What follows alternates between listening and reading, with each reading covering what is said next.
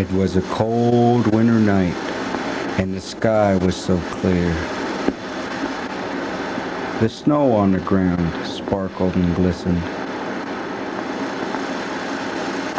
The coyotes sang their song as SooWuv stuck his head out of the teepee to look and listen to the night. He seen one star off to the east that outshined all the rest, and a coyote seemed to be singing to that star.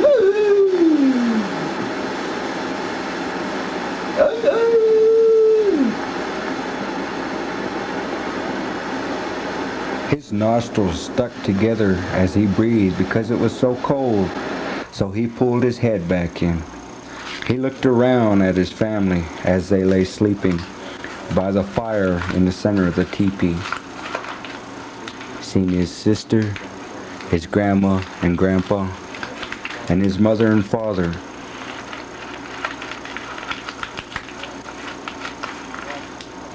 He watched the fire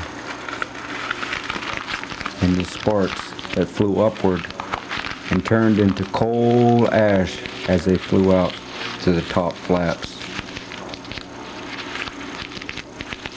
He was waiting for something, but he didn't know what. He was asleep like the rest of his family when a dream came to him. It told him, something will happen tonight that only comes to those that are good. And that's all his dream kept telling him. He awoke just thinking about what his dream had told him. After no ideas came to him about his dream was when he got up to look outside and listen to the night. Something will happen tonight that only comes to those that are good. That kept turning over in his mind as he remembered all the times that he didn't feel like going after firewood with his sister when his father would ask him, but would go anyway, and usually they would run across some animal relative who would put on a show just for them and make them laugh, and he would feel real good he went after that wood.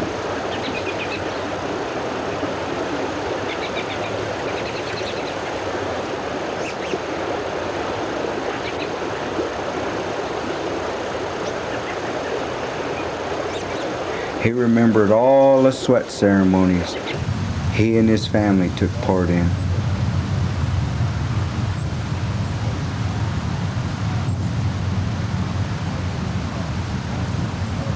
And how he was taught to respect his elders and everything, because they were all given to us by the Creator to use. He remembered the stories, the songs, and the dances that his grandma and grandpa had left him and told him. When off in the distance, outside the teepee, the sound of rattles shaking in rhythm, and a boy singing a song he had never heard before. He was scared, because he figured it was that time for that thing, good or bad, to come. He thought about waking his father, but maybe this was all a dream, and he would be shamed. So he crawled back under his skins and laid listening. Then the pace of the rattles slowed as the singing stopped. It seemed to be right next to the teepee. He pulled the skins over his head when he seen the door flaps begin to move. He thought, "Ooh, what can this thing be?"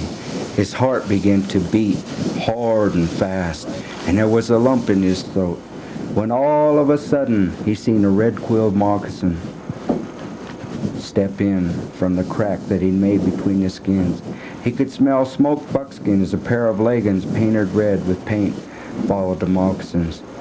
The figure had his back to SooWuv as it took off the buffalo robe that it was wearing. This figure was kind of short and fat and would talk and laugh to himself. His whole buckskin would shake as he laughed and made SooWuv feel comfortable when he seen this one smile and laugh. SooWuv stirred under his skins from his laughter, and the man turned around quickly, looking to the corner of his eye at SooWuv's skins. Then mumbled something and laughed to himself. Now SooWuv could see this one good. In his red buckskin, moccasins, belt, and gloves was an old man with long white braids that flew from side to side when he moved his head. He had a smile which reminded him of his grandpa, but his grandpa was asleep just a few steps away, so it couldn't be him. This old man brought with him the biggest traveling bundle that he'd ever seen. Then SooWuv thought, maybe he's going to steal all our goods, and I must be a warrior and protect what is ours. The old man laughed out loud as he heard SooWuv's thoughts, and reached into the bundle and pulled out some of the longest porcupine quills and laid them by his grandma.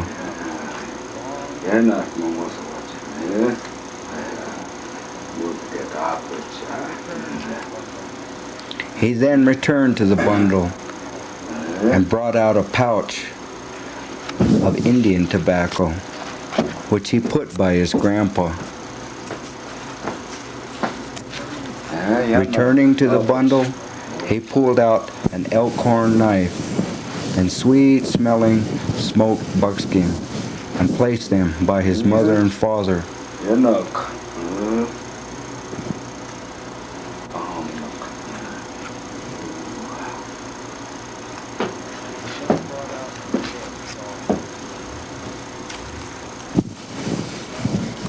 He then brought a girl's doll wearing a small buckskin dress and put that by his sister. Then the old man moved towards SooWuv's sleeping place. He squirmed deeper in his skins, but did it in such a manner as to pretend he was asleep. The old man had a bow and arrows that he laid by him.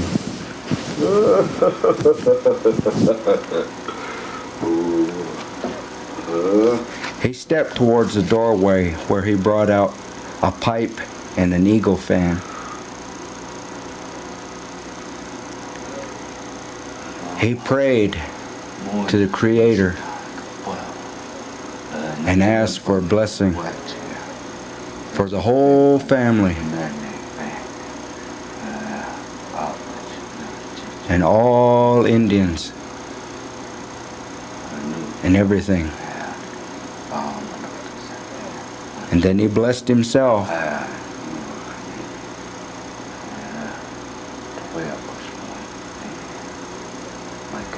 He put it down, presented the pipe to all the four directions.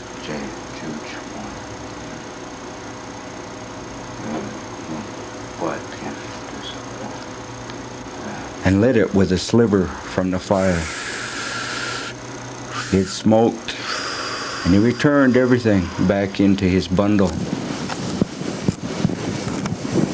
He then smiled as if he'd done a job well done. Put his buffalo robe back on and proceeded to go out the doorway.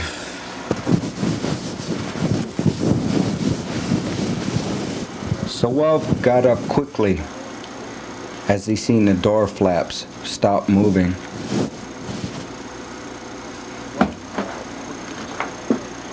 To see this old man outside.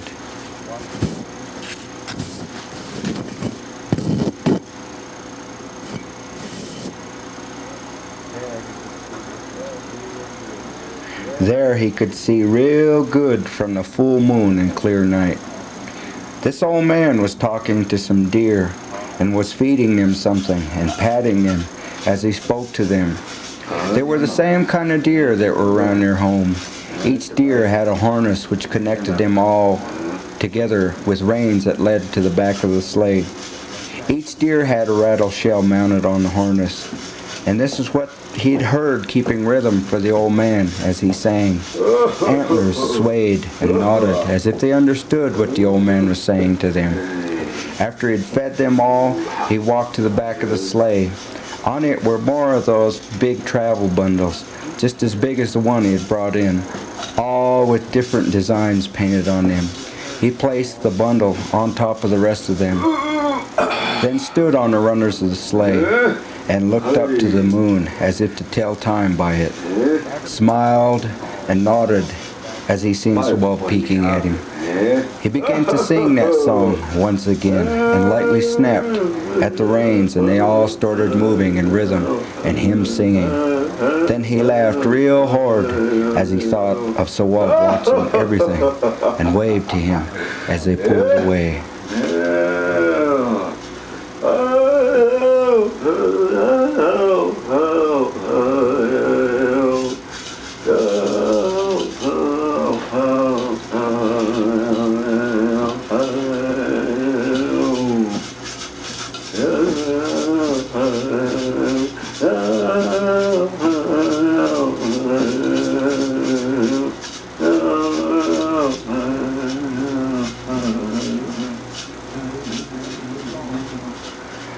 Once the song had faded away, SooWuv thought to himself, who could that have been? Was it all a dream? It seemed to take so long, but now it's all over. It seems to go like that. He knew the old man knew he wasn't asleep and that he was peeking at him. Why didn't I talk to him, he thought. These kind of thoughts went through his mind as he looked at all the things that one had left. And he laid back down. He fell back to sleep thinking about all he'd seen and heard and holding on to that new bow and arrows that were freshly cut and made. But how could that be when the spring was when they made them?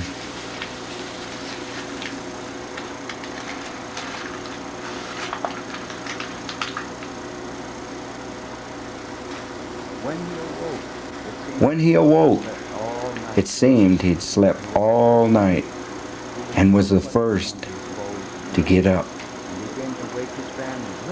He was still clutching on to his new bow and arrows and began to wake his family.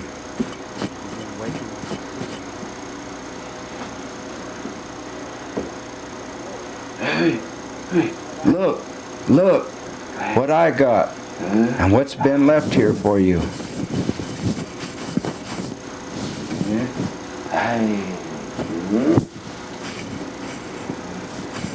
He woke the rest of his family.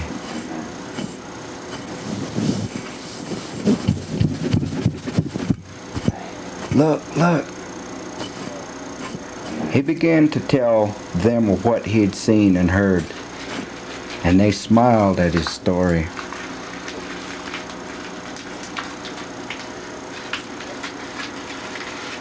Once he had finished his story, he asked his grandpa, "Who was that man I seen last night?" His grandpa smiled and nodded to himself and said, "He comes in the winter like this, and on a night like you said. That's that one good spirit that only comes to those that are good."